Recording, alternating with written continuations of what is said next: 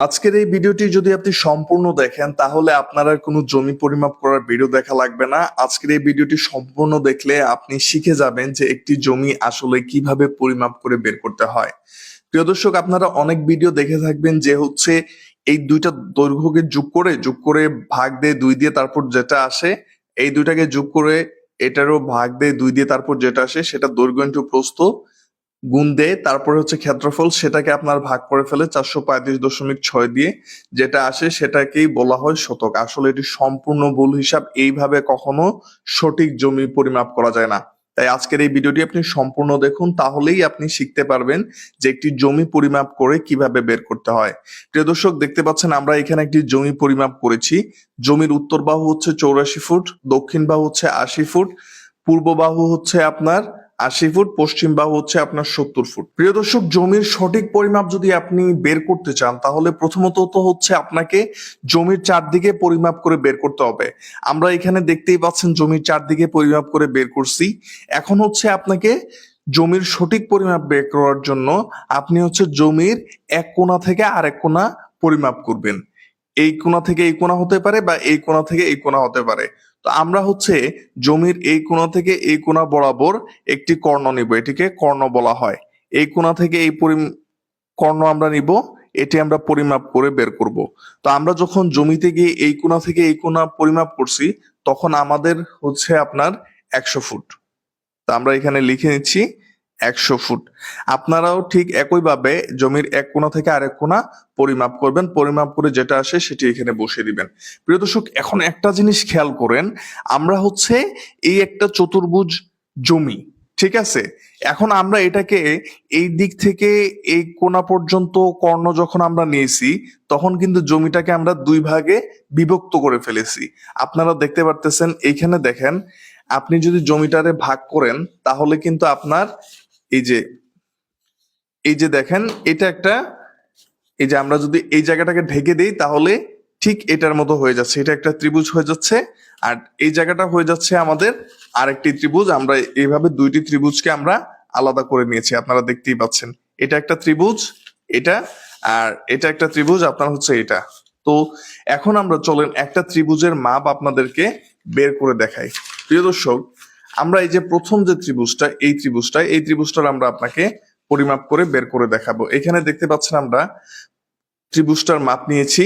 উত্তরে 84, তারপর আপনার পশ্চিমে আপনার 70, আর এই যে নিচেরটা ছিল আপনার 100 ফুট। আমরা এই ত্রিভুজটা দেখেন, আপনারা এটা ধরেন আমরা 1 নম্বর ত্রিভুজ আমরা দিলাম, আর এটা দিলাম আমরা 2 নম্বর। এই 1 নম্বর ত্রিভুজের আমরা এখন পরিমাপটা বের করব।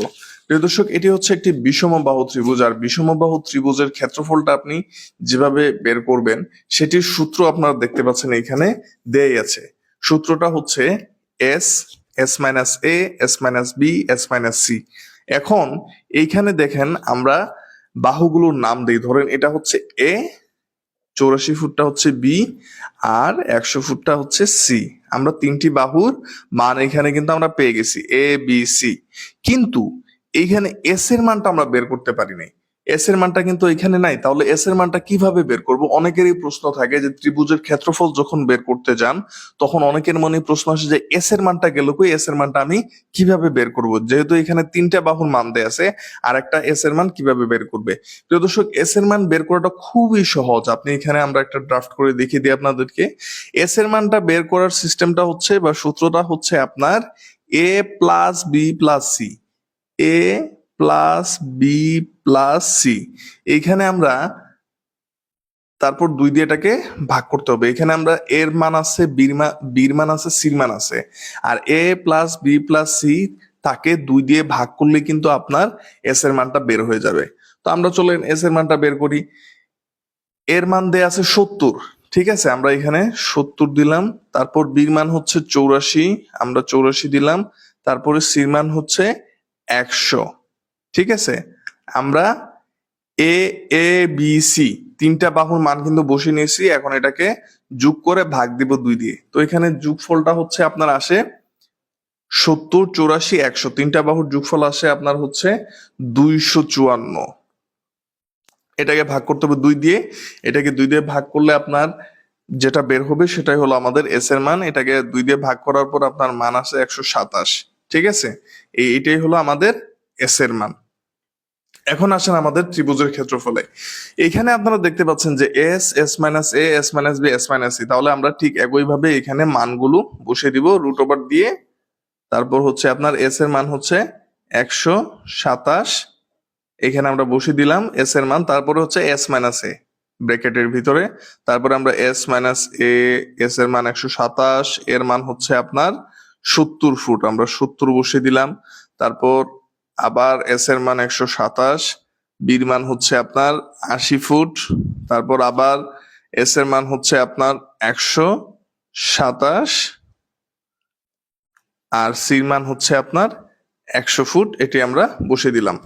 তারপর দেখেন আমরা এখানে এই এস থেকে আপনার এ কে বিয়োগ করতে হবে, এস থেকে আপনার বি কে বিয়োগ করতে হবে, এস থেকে আপনার সি কে বিয়োগ করতে হবে, এস এর মান থেকে এগুলাকে বিয়োগ করতে হবে। তাহলে আমরা এখানে ধরেন এখানে লিখতে পারি হচ্ছে বিয়োগ করার পরে যেটা আসবে, যে ফলটা আসবে সেটার সাথে কিন্তু প্রত্যেকটার গুণ হবে। ঠিক আছে, মনে করে দেখেন আমরা এখানে লিখি, প্রথমে আপনাদের এসটা ঠিক থাকবে। হ্যাঁ, এস এর মান আমরা এখানে বসিয়ে দিলাম 127, তারপর এস থেকে এ বিয়োগ, এই যে এস মাইনাস এ, এটা যেটা ফলাফল আসবে সেটা কিন্তু গুণ আকারে বসবে এখানে। তো আমরা এখানে গুণ চিহ্ন দিয়ে দিলাম। তারপর হচ্ছে 127 থেকে 70 গেলে আপনার থাকে হচ্ছে 57। ঠিক আছে, ঠিক একই ভাবে আবার গুণ দিলাম, এটার সাথে এটা গুণ হবে, প্রত্যেকটা ফলাফলে কিন্তু আপনার গুণ হবে। আপনাদেরকে এক কথা বারবার বলতেছি এই জন্য যাতে আপনারা সহজে বুঝতে পারেন।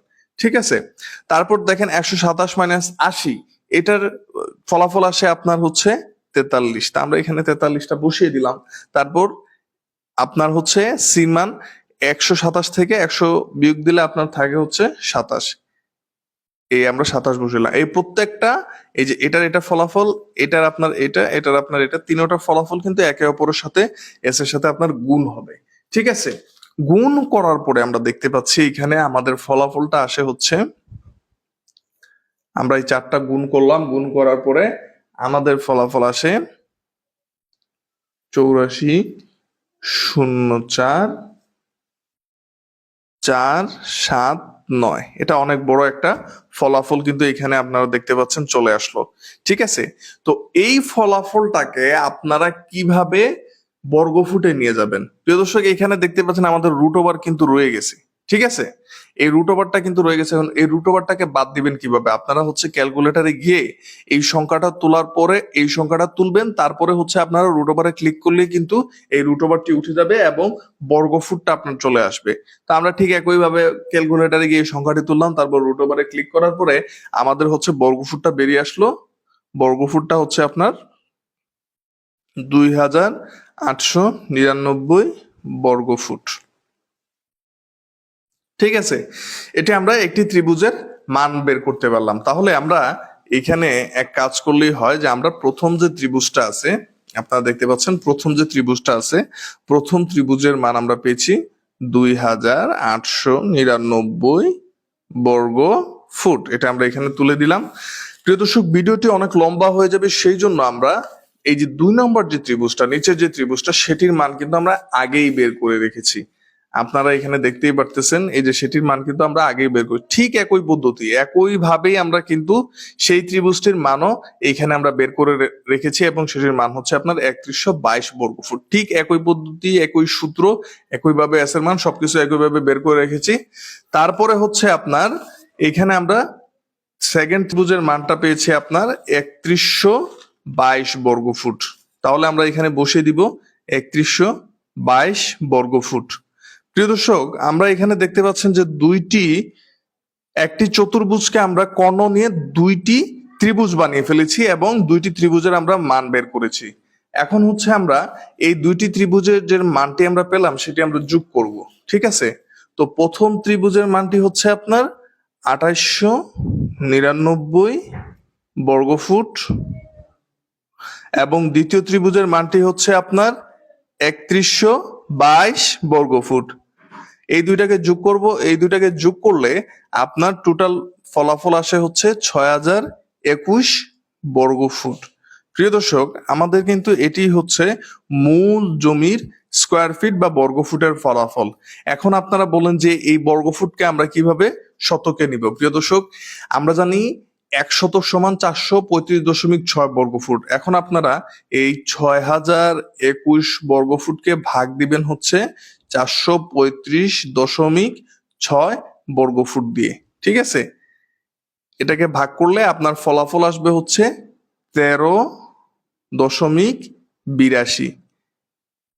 এটাই হচ্ছে আপনার শতক বসবে, কারণ আমাদের মূল ফলাফল হচ্ছে 13.82 শতক জায়গা, আমাদের 13 শতক 82 পয়েন্ট জায়গা।